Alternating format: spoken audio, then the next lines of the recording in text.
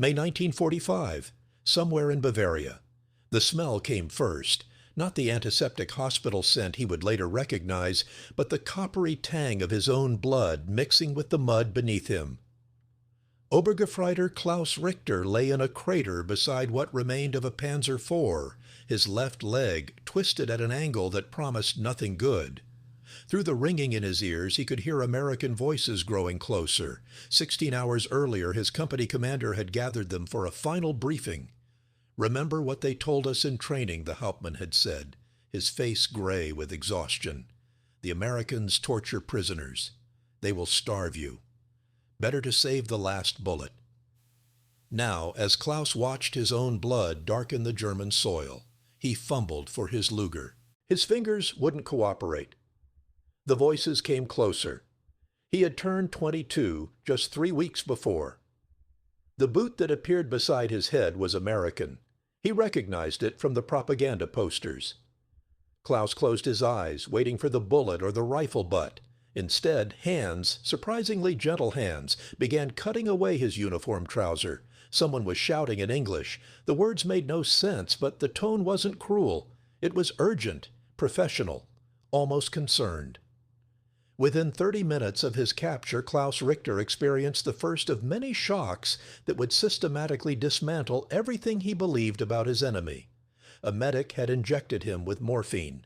Real morphine, not the ersatz substitutes he'd seen German doctors rationing in field hospitals. The American corpsman worked on his shattered femur right there in the field, applying a splint with practiced efficiency. When Klaus cried out, another soldier held a canteen to his lips. The water was clean, cold, abundant. "Why aren't they beating me?" he managed to ask in broken English he'd learned in gymnasium years ago, before the war made speaking the enemy's language a guilty secret. The medic looked up, surprised. "Because you're wounded, buddy. That's why." The logic seemed incomprehensible. For millions of German soldiers who had marched east and west under swastika banners, the moment of capture carried the weight of everything Joseph Goebbels's propaganda machine had pumped into their heads for 12 long years. American soldiers, they had been told repeatedly, were mongrel degenerates, a weak mixture of races without the discipline or martial spirit of the Germanic peoples. The United States was a nation of gangsters and Jews, of decadence and materialism, whose soldiers would surely extract terrible revenge for the destruction Germany had wrought across Europe. Soviet captivity meant almost certain death in Siberia. This much was true, and German soldiers knew it. But American captivity, the propaganda insisted, would be only marginally better. Hard labor, starvation rations, brutal treatment. Klaus had believed it all. Why wouldn't he? At 14, he'd joined the Hitler Youth. At 18, he'd marched into France feeling invincible. The newsreel showed only German victories, German strength, the inevitable triumph of superior will. Now, lying on a stretcher in an American aid station, watching a Negro medic, a Negro, carefully rebandaging his wounds, Klaus felt the first hairline cracks appear in the foundation of his world view. The shock intensified during his evacuation. The ambulance that carried him to the field hospital had actual springs in the suspension. It didn't rattle his bones with every pothole like the German military trucks he'd ridden. Inside the American field hospital, a sprawling complex of tents that sprang up seemingly overnight, the contrasts multiplied with dizzying speed. Electric lights blazed everywhere, powered by generators that thrummed constantly. The surgery tent where they wheeled him had equipment he'd never seen before. Sterilization units, blood plasma hanging in clear bags, antibiotics in quantities that seemed impossible. "We're taking you to surgery," a doctor told him in passable German. "Your femur is badly fractured. Without proper treatment, you'll lose the leg. Probably your life." Klaus nodded numbly. In German field hospitals, he'd seen men with similar injuries left to wait, sometimes for days, while more urgent cases took precedence. The morphine supply was so limited that soldiers learned to bite through leather straps during procedures. He expected the same here, perhaps worse. He was in surgery within 2 hours of arrival. The operation took 6 hours. American surgeons pieced together his shattered femur using steel pins and techniques that wouldn't become standard in Germany for years. They gave him blood, American blood, donated by citizens back home and shipped across the Atlantic in refrigerated containers, and logistics miracle that would have seemed like fantasy to any German military doctor. When Klaus woke from anesthesia, his leg was intact, immobilized in a cast that ran from hip to ankle. A nurse was checking his pulse. "How do you feel?" she asked in English, then repeated it in halting German. Klaus tried to answer but couldn't, not because of the drugs, but because nothing in his experience had prepared him for this. The enemy, the supposedly cruel, vengeful Americans, had just spent 6 hours and significant resources saving the life of someone who, days earlier, had been trying to kill their own soldiers. The cognitive dissonance was overwhelming. "Why?" he finally managed. "Why do this?" The nurse looked puzzled by the question. "Because you needed help," she said, as if it were the most obvious thing in the world. The journey across the Atlantic came 3 weeks later, after Klaus could be safely moved. The hospital ship was another revelation. He'd expected a converted cargo vessel with prisoners packed into holds. Instead, the USAHS Comfort was a gleaming white vessel marked with red crosses, staffed by Navy nurses and doctors, equipped with surgery suites and a pharmacy that would have made any German military hospital jealous. Klaus shared a ward with 18 other wounded German prisoners. None of them were chained. All received the same medical treatment as wounded American soldiers on other decks. During the 10-day crossing, Klaus struck up halting conversations with a guard who'd studied some German in college. Private Miller from Ohio seemed genuinely curious about German life before the war. He spoke about Cincinnati's German heritage, the beer halls his grandfather had frequented, the Christmas markets his family still held. He didn't hate Klaus. He seemed to view the war as something that had happened to both of them, rather than something Klaus had personally inflicted. "My grandfather came from Heidelberg in 1903, Miller said one afternoon, sitting beside Klaus's bunk. "You ever been there?" "Once," Klaus admitted, "before the war." It was beautiful. He always said the same thing. Miller paused, pulling out a worn photograph from his wallet. "That's him and my grandmother. He never got to go back. Died in 42. Klaus looked at the photograph. An elderly couple standing in front of a frame house, smiling. The man had Klaus's grandfather's eyes. For a moment, the neat categories of friend and enemy blurred into something more complicated, something human. "I'm sorry," Klaus said quietly. "Yeah, war's hell for everyone, isn't it?" It was a simple observation, but it struck Klaus with unexpected force. War was hell for everyone, not just for Germans, not just for the righteous defenders of the fatherland, for everyone caught in its machinery. The idea was simultaneously obvious and revolutionary. June 1945, Camp Concordia, Kansas. When the transport trucks rolled through the gates of the POW camp, Klaus expected barbed wire and guard towers. Those were there. But he didn't expect the neatly maintained barracks, the baseball field visible in the distance, or the smell of bread baking somewhere in the compound. 165 camps like this dotted the American landscape, holding more than 375,000 German prisoners by war's end. Klaus was about to become one more data point in an unprecedented experiment in enemy treatment. The processing took hours, but it was orderly, methodical, almost bureaucratic in its precision. Each prisoner was photographed, fingerprinted, given a medical examination, and issued clean clothes. The uniforms, marked with PW on the back, were worn but serviceable, without holes or patches. Klaus received 2 sets. He hadn't owned 2 complete sets of anything since before Stalingrad. The shock of abundance began immediately. Dinner that first night consisted of beef stew, bread with real butter, potatoes, canned vegetables, and coffee with actual sugar. The portions were generous, more food than Klaus had seen on a plate since before the war. Around him, other newly arrived prisoners ate in stunned silence, broken only by occasional whispers in German. "This is a trick," muttered the man beside Klaus, a former SS officer named Dieter. "They're fattening us up for something." But the food kept coming.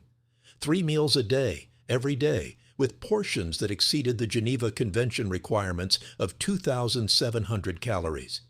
American guards ate from the same kitchens. Within 2 weeks, Klaus could feel his body responding. The hollow feeling in his stomach disappeared. His energy returned. His shattered leg began healing properly. Fed by nutrition his body had lacked for months. The camp itself was another shock. The barracks were wooden structures, each housing 40 men in bunk beds with actual mattresses. Not comfortable exactly, but dry, heated in winter, screened against insects in summer. Each barracks had its own latrine with running water, cold water, but running. After years of field conditions, trench warfare, and the chaos of Germany's final collapse, these basic amenities felt surreal. But the truly incomprehensible aspect of American captivity wasn't the food or shelter. It was the free time. After morning roll call and work assignments, prisoners had hours of leisure. The camp administration didn't just tolerate this idle time, they actively encouraged prisoners to fill it with creative pursuits. Within weeks of his arrival, Klaus discovered the camp's art program. The Americans had set up a dedicated building, a former warehouse, as an arts and crafts center. Inside, prisoners could request supplies, paints, brushes, canvases, clay, woodworking tools, even musical instruments. The variety was staggering. Men who'd spent years learning to kill were now spending afternoons learning to create. Klaus, who'd shown some artistic talent in gymnasium before the war, requested drawing supplies. He expected to receive a pencil and perhaps some scrap paper. Instead, he received a complete set of charcoal pencils, quality drawing paper, and instruction books in German on technique and perspective. "Why do you provide these things?" he asked the American sergeant in charge of the program. The sergeant, a weathered man named Patterson who'd taught high school art before the war, shrugged. "Geneva Convention says we gotta keep you occupied. Besides, idle hands and all that. You want to draw? Beats having you sit around getting depressed or making trouble." It was practical reasoning, but Klaus sensed something else beneath it. The Americans genuinely seemed to believe that treating prisoners well would yield better results than treating them poorly. It was such a foreign concept that Klaus struggled to articulate it even to himself. He began drawing. At first he sketched the camp itself, the barracks, the fence line, the water tower, safe subjects. But gradually, as weeks turned to months, he began drawing from memory. His mother's house in Würzburg, his younger sister at her confirmation, the view from his grandfather's farm. Images of a Germany that no longer existed, if it ever truly had. Drawing became meditation, a way of processing the dissonance between what he'd been told about the world and what he was experiencing. Around him, other prisoners pursued their own creative outlets. A former violinist from the Berlin Philharmonic gave music lessons to anyone interested. A woodworker from Bavaria began carving intricate religious figures, his work so skilled that even the American Guards commissioned pieces. A group of former students organized a theater troupe, performing German classics, Goethe, Schiller, even some Brecht, though they had to be careful with overtly political material. The cultural life behind the wire became increasingly sophisticated. Camp Concordia's administration authorized the creation of a camp theater, converting a large storage building for the purpose. Prisoners built the stage themselves, constructed sets, sewed costumes from donated materials. They performed for audiences of fellow prisoners, with American guards often watching from the back rows, unable to understand the German dialogue, but appreciating the craft. Klaus attended his first performance 3 months into his captivity, a production of Lessing's Nathan the Wise, a controversial choice given its themes of religious tolerance and its implicit critique of fanaticism. The lead actor, a former professional from Hamburg named Ernst Weber, delivered his lines with such conviction that Klaus found himself moved in ways he couldn't quite articulate. The play's message about the importance of wisdom and humanity across religious divides felt almost dangerous after years of Nazi propaganda about racial purity and Jewish conspiracies.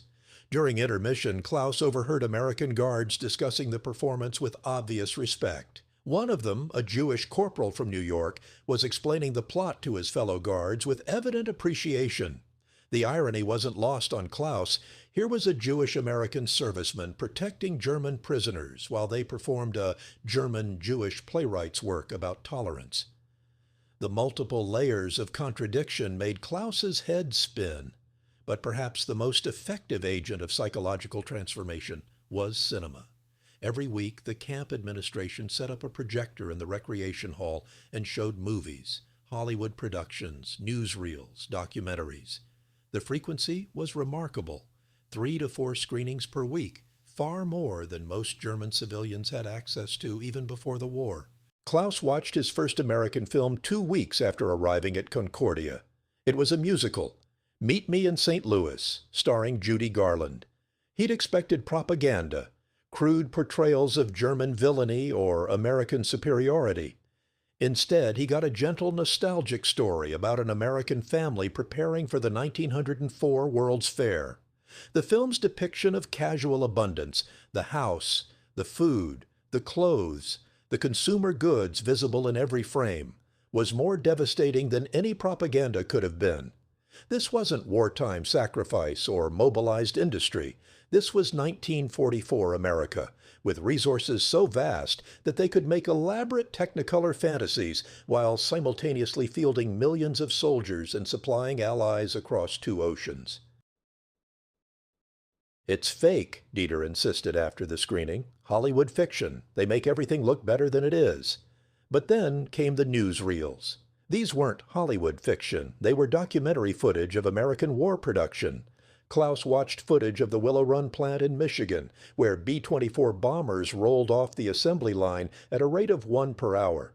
He saw footage of American farms with mechanized harvesters bringing in crops that fed not just Americans, but half of Europe. He saw ships being launched from American shipyards at a rate that seemed impossible, multiple vessels per week from single yards. The Germans had lost not to superior warriors or better tactics, Klaus began to realize, but to an economic system so vastly productive that it could fight a 2-ocean war while simultaneously raising its citizens' living standards. The newsreels didn't need to make propaganda points. The facts spoke for themselves. More powerful still were the documentaries about Nazi concentration camps, shown to prisoners after Germany's surrender. Klaus sat in the recreation hall with 200 other prisoners watching footage from Dachau, Bergen-Belsen, Auschwitz. The images, skeletal prisoners, mass graves, gas chambers, were almost impossible to process. Many prisoners walked out. Others wept. Some insisted it was Allied propaganda, that the films were staged. Klaus watched in numb horror. He'd known about camps. Everyone had known about camps, though they'd told themselves these were simply for political prisoners and criminals. But this was industrialized death. The careful documentation, the accounting ledgers, the systematic efficiency of it all. This was German organization applied to genocide. We didn't know, Dieter kept repeating. We didn't know it was like this. But Klaus wondered, had they not known, or had they chosen not to ask? He remembered whispers from soldiers returning from the Eastern Front, rumors about special units, about mass shootings, about trains heading east that never returned. Everyone had heard something, but it had been easier not to inquire, not to question, to focus on one's own survival, and let others worry about larger moral questions. The Americans forced them to confront those questions now. The camp administration organized mandatory discussion sessions about the Holocaust, led by American officers and occasionally by German émigré intellectuals who'd fled Nazi Germany in the 1930s. These sessions were awkward, often contentious. Many prisoners resisted, arguing they'd simply been soldiers following orders, that they bore no responsibility for SS crimes or party policies. "You wore the uniform," one American officer said flatly during a particularly heated discussion. "You fought for the regime. You can't separate one from the other that easily." The educational programs began in earnest in late summer of 1945. The American command had decided that simply holding German prisoners until they could be repatriated wasn't enough. They needed to be re-educated, prepared to return to a Germany that would need to be rebuilt not just physically, but ideologically. The program was ambitious, controversial, and ultimately transformative. Klaus enrolled in 3 courses: English language, American history, and basic economics. The English course was immediately practical. Klaus wanted to communicate better with guards and instructors. But it was the history and economics courses that opened new vistas in his thinking. The American history instructor, a former professor from the University of Chicago named Captain Morrison, taught with an approach Klaus had never encountered in German schools. He didn't lecture about the inevitable march of American destiny or the superiority of American culture. Instead, he taught critically, discussing American failures alongside successes. He covered slavery, Indian removal, labor struggles, the Great Depression. He assigned readings from American critics of American society: Upton Sinclair, W.E.B. Du Bois, Jane Addams. Every system has flaws, Morrison said during one lecture. The question is whether the system allows for those flaws to be identified and corrected. Democracy isn't perfect. It's just better at self-correction than the alternatives. This concept that a political system could be judged not by its perfection, but by its capacity for self-improvement, was revolutionary to Klaus. He'd grown up in a system that claimed perfection, that promised ultimate solutions, that blamed failures on internal enemies and external conspiracies. The idea that you could openly criticize your own government, that you could organize opposition, that peaceful transfer of power between competing parties was normal and expected. These weren't concepts he'd seriously considered before. The economics course was equally illuminating. The instructor, Lieutenant Brennan, explained market systems, supply and demand, the role of private property and entrepreneurship in economic growth. He contrasted this with command economies, showing how central planning could achieve rapid industrialization, but typically at tremendous human cost and with eventual stagnation. Germany had a command economy under the Nazis, Brennan explained. Everything subordinated to war production. It worked for a while. You could mobilize resources quickly, but it wasn't sustainable. You can't innovate under that kind of control. You can't adapt to changing circumstances. The system becomes rigid, brittle. Klaus thought about the last years of the war, when German factories struggled with spare parts, when innovation slowed, when bureaucratic infighting paralyzed decision-making. He'd attributed it to Allied bombing and resource shortages. But maybe the problem was deeper. Maybe the system itself was flawed. The education extended beyond formal classes. The camp library was stocked with thousands of books in German and English, everything from technical manuals to philosophy to literature. Klaus devoured books he'd never been allowed to read under Nazi rule. Works by Jewish authors, American authors, critics of totalitarianism. He read Thomas Mann's essays on democracy. He read Sinclair Lewis's It Can't Happen Here. He read the Federalist Papers, struggling through English prose but gradually comprehending the arguments about checks and balances, separation of powers, protection of individual rights against majority tyranny. Every book was another crack in the ideological edifice he'd carried since adolescence. Every discussion, every lecture, every conversation with American guards chipped away at certainties he'd once thought unshakable. The process was painful, disorienting, sometimes almost physically nauseating. It meant confronting his own complicity, acknowledging that he'd believed lies, that he'd served an evil regime, that he couldn't simply dismiss his wartime service as duty or innocence. Winter, 1945. The camp covered in snow. Klaus stood at the fence line on Christmas Eve, watching snowflakes drift down through the searchlight beams.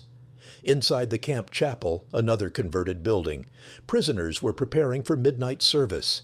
The Americans had provided a Christmas tree, decorations, even materials for baking traditional German Christmas cookies. The contradictions were dizzying. 6 months ago, Klaus had been trying to kill Americans. Now they were ensuring he could celebrate Christmas in the manner of his childhood. A guard approached. Corporal Henderson, a farmer from Iowa who spoke some German picked up from his immigrant grandfather. He'd become friendly with several prisoners, including Klaus, during work details. "Rough day?" Henderson asked, offering Klaus a cigarette. Klaus took it, grateful for the tobacco. "Just thinking. About home? About everything."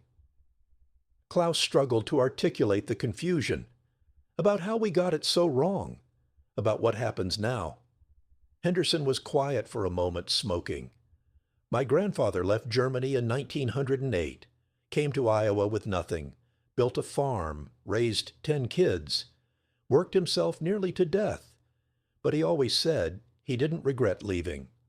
He paused, said the old country was too rigid, too much about who your father was, what class you belonged to, not enough about what you could do, who you could become. Is it really different here? Klaus asked. Or is that just the myth you tell yourselves? Henderson considered. Some of both, probably. We've got our problems. You've seen the Negro soldiers, how they're treated different even here. We've got poverty, injustice, plenty of unfairness. But yeah, I think it's different. My grandfather's kids all went to school. None of them had to be farmers if they didn't want to. My sister's a teacher, my cousin's an engineer. That path was open to them. Klaus thought about his own childhood, the rigid tracking in German schools, the ways class and background shaped opportunity. Then he thought about the America he'd seen in films and newsreels, messy, diverse, sometimes crude, but undeniably dynamic and open in ways Germany had never been.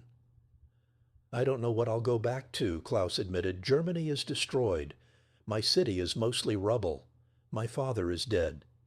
My mother's last letter came 6 months ago. I don't even know if she's alive. What do I build from that? What you saw here, maybe, Henderson suggested, some of it anyway. The good parts, democracy, openness, letting people find their own way. It sounded naive, almost impossibly optimistic. But Klaus had seen it work, however imperfectly, in this very camp. He'd seen men from different backgrounds, different German regions, different former ranks, working together, creating together, learning together. The rigid hierarchies of German military life had softened here. No one cared that Klaus had been an Obergefreiter, or that Hans in the next bunk had been a Hauptfeldwebel. They were all prisoners together, all rebuilding themselves together. The war in the Pacific ended in August 1945, 3 months after Germany's surrender. The camp held a special movie screening, newsreel footage of the Japanese surrender aboard the USS Missouri. Klaus watched General MacArthur accept the Japanese surrender with the same formality and dignity that Klaus had seen American officers display toward German prisoners. There was no gloating, no humiliation, just the solemn conclusion of a terrible conflict. Afterward, Captain Morrison organized a discussion about post-war reconstruction. He talked about the Marshall Plan being formulated in Washington, massive aid to rebuild European economies, including Germany. Klaus was skeptical. Why would victors rebuild their enemies? Because we learned from last time, Morrison explained. After World War I, we let Germany collapse economically. That collapse created conditions for extremism, for Hitler. We're not making that mistake again. We're going to help rebuild, help create prosperity, because prosperous democracies don't generally start wars. It was cynical in one sense, based on self-interest and preventing future threats, but it was also hopeful, based on a belief that former enemies could become friends, that cycles of vengeance could be broken. Klaus found himself wanting to believe it. Repatriation began in late 1946 for many prisoners. Klaus remained longer. His injury meant he needed additional medical care, and the Army doctors wanted to ensure his leg had healed properly before the long journey home. He used the extra time to improve his English, to read more, to prepare mentally for what awaited. When his repatriation orders finally came in March 1947, Klaus felt unexpectedly conflicted. He wanted to go home, desperately wanted to find his mother, to see what remained of his city, to begin rebuilding his life, but he would miss aspects of his captivity, the education, the music, the discussions, the sense of possibility that had gradually replaced despair. On his last day at Camp Concordia, several guards and instructors shook his hand. Captain Morrison gave him a letter of recommendation stating that Klaus had been an exemplary student and encouraging any future employer or educational institution to give him serious consideration. Lieutenant Brennan gave him a copy of Adam Smith's The Wealth of Nations in German translation. Corporal Henderson gave him a simple gift, a small American flag with a note that read, "Remember that enemies can become friends." Bremerhaven, Germany, April 1947. The ship docked in a Germany Klaus barely recognized. The port city was a landscape of rubble and reconstruction. American military vehicles moved through streets alongside German civilians, picking through ruins. Klaus's leg ached as he descended the gangplank, the old injury flaring in the cold spring rain. He carried everything he owned in a single duffel bag: his clothes, his drawings, his books, his letters of recommendation, and that small American flag. The journey to Würzburg took 2 days on trains that ran sporadically through a broken infrastructure. When Klaus finally reached his childhood city, he stood at the main station for 20 minutes, trying to orient himself. 90% of the city center had been destroyed in a single Allied bombing raid in March 1945. The cathedral still stood, damaged but recognizable. Almost everything else was rubble. He found his mother living in 2 rooms in a partially collapsed apartment building on the city's outskirts. She was 53 but looked 70, gray, gaunt, hardened by privation. When she opened the door and saw him, she simply stared for a long moment before pulling him into an embrace that lasted several minutes, neither of them speaking. "I thought you were dead," she finally whispered. "They told me you were captured in Bavaria. I thought—" "The Americans took good care of me, Mama," Klaus said. "Better care than I deserved." Over the following weeks, Klaus told her about his captivity, about the food, the education, the medical treatment that saved his leg. She listened with a mixture of relief and bewilderment. Like most Germans, she'd been told horror stories about American POW camps, about mass executions and starvation. Learning the truth created its own kind of cognitive dissonance. Klaus found work with the American occupation authorities, serving as a translator.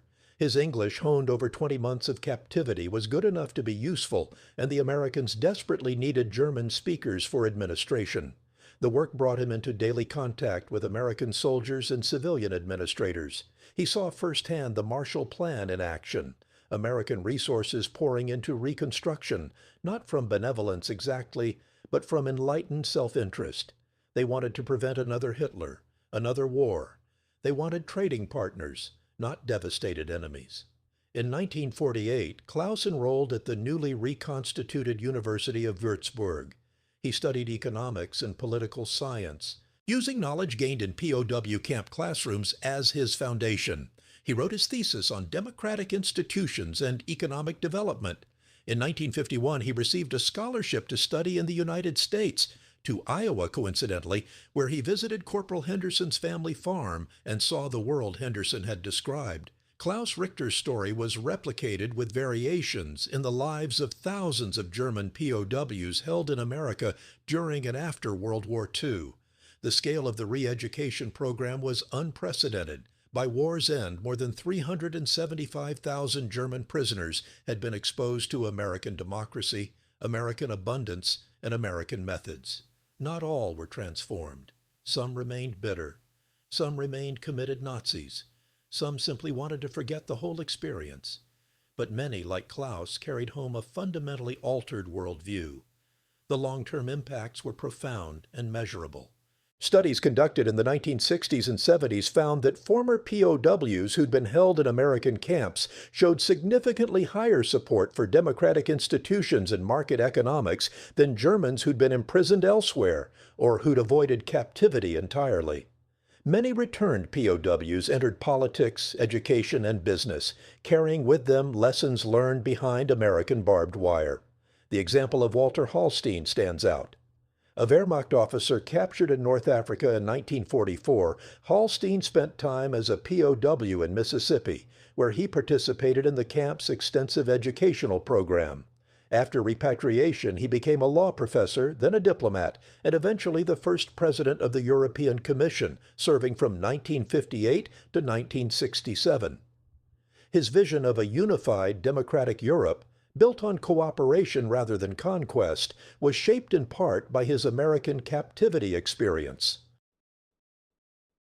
He understood that former enemies could build something together because he'd seen it work in miniature in Mississippi.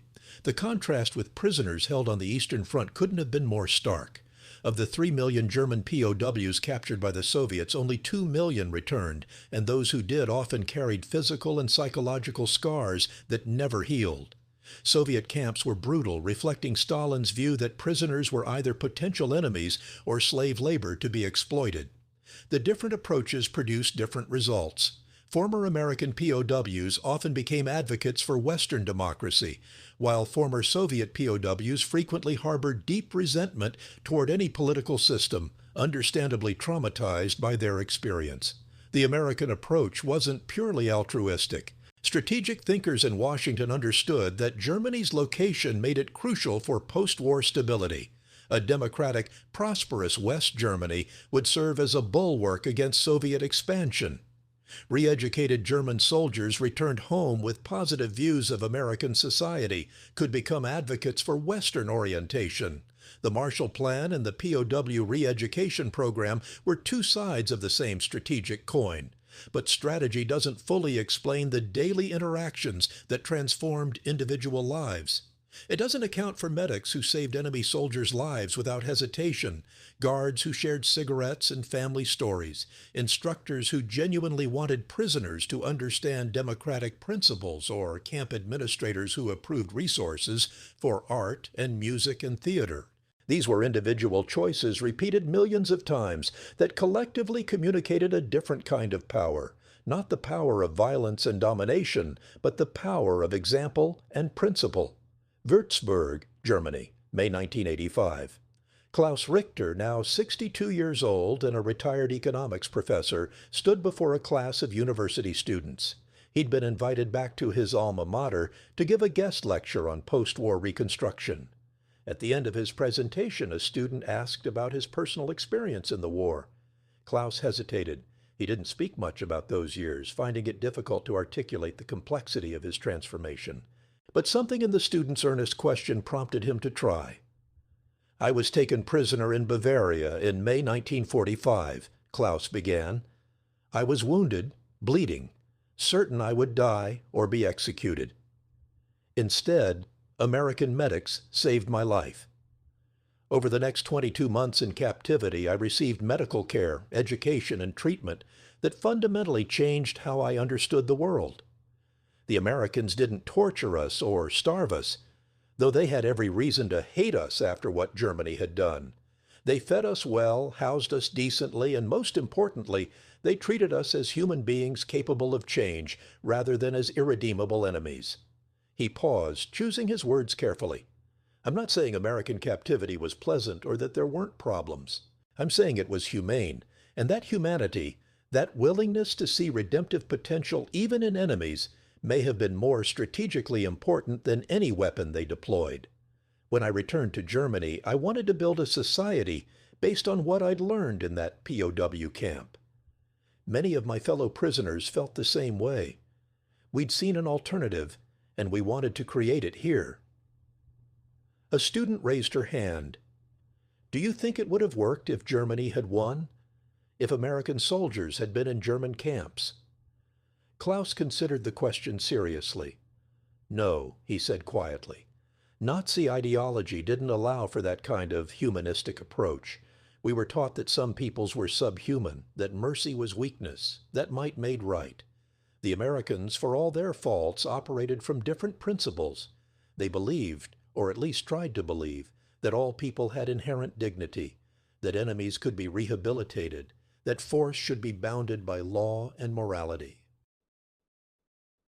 Another student asked, "But weren't the Americans hypocritical?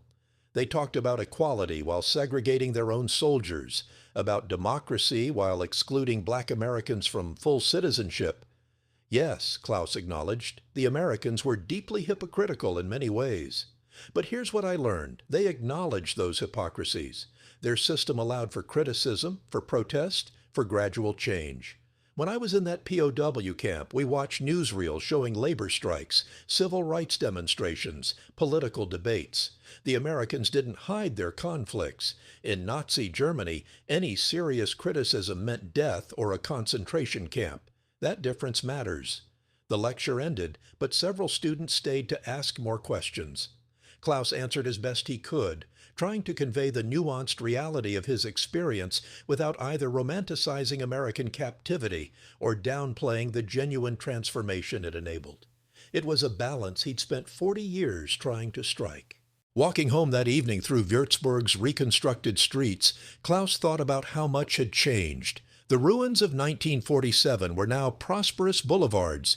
The divided Germany of his middle years had reunified just 5 years earlier.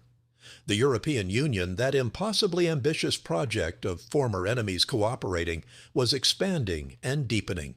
None of it would have surprised the American instructors who taught him about democracy and economics in that Kansas POW camp. He still had the drawings he'd made during captivity filed away in a folder in his study. Sometimes he'd pull them out and look at them, remembering the young man who'd sketched those images while trying to understand how his world had been turned upside down. The drawings showed his progression. Early ones were tight, controlled, focused on objective renderings of the camp. Later ones were more expressive, emotional, showing internal rather than external landscapes. The final drawings depicted imagined futures, a rebuilt Germany, peaceful cities, people working together. On his desk sat a framed photograph from 1951, taken during his year studying in America. He stood in front of a barn in Iowa, flanked by Corporal Henderson and his family. Everyone was smiling. It looked like an ordinary photograph of friends, which is what they'd become. The enemy soldier and the farm boy guard, bridging the gap that war had created, proving that the human capacity for reconciliation could overcome the human capacity for destruction. The small American flag Henderson had given him was tucked in a drawer, still carefully preserved. Klaus rarely looked at it, but he knew it was there, a physical reminder of a principle he'd learned in the most unexpected circumstances, that the true measure of strength isn't the ability to destroy enemies, but the courage to transform them into friends. The paradox resolved the story of German POWs in American captivity represents one of history's great paradoxes, how treating enemies humanely served both moral imperatives and strategic interests. The United States could have justified harsh treatment based on Nazi Germany's crimes and the hundreds of thousands of American casualties. Instead, American policymakers chose a different path, rooted partly in Geneva Convention obligations, but extending well beyond minimum legal requirements. The results vindicated this approach. Post-war West Germany became a stable democracy and reliable ally. Former POWs played disproportionate roles in building democratic institutions and market economies. The cultural and educational ties forged in POW camps contributed to a broader Atlanticism that shaped German foreign policy for generations. But the story also reveals uncomfortable truths about war and memory. Many German soldiers, Klaus Richter among them, were complicit in a regime that perpetrated industrialized genocide. The humane treatment they received in American captivity was precisely what their own government had systematically denied to millions of victims. The education and opportunities they gained came at a cost paid by others: Jewish prisoners who died in concentration camps, Soviet POWs who were deliberately starved, resistance fighters who were tortured and executed. Klaus understood this. In his later years, he spoke frequently about the need to acknowledge German crimes, while also recognizing that redemption was possible. He argued that the American approach, holding Germans accountable while offering a path forward, was precisely what allowed Germany to confront its past rather than being paralyzed by it. The Americans understood something profound, Klaus told an interviewer in 1992. They understood that people could change, that former enemies could become friends, that the cycle of revenge could be broken. They didn't do it perfectly, they had their own sins to reckon with, but they did it well enough to matter. That's why I spent my life trying to build the kind of society I glimpsed in that POW camp, a society based on law, openness, and the belief in human dignity. He died in 1998, having witnessed the transformation of Germany, from totalitarian state to democratic powerhouse, from enemy to ally, from destroyer to builder. His journey from that muddy crater in Bavaria to respected economist and educator embodied the strange alchemy of American POW policy, How treating enemies with dignity didn't just save individual lives, it helped save the soul of a nation.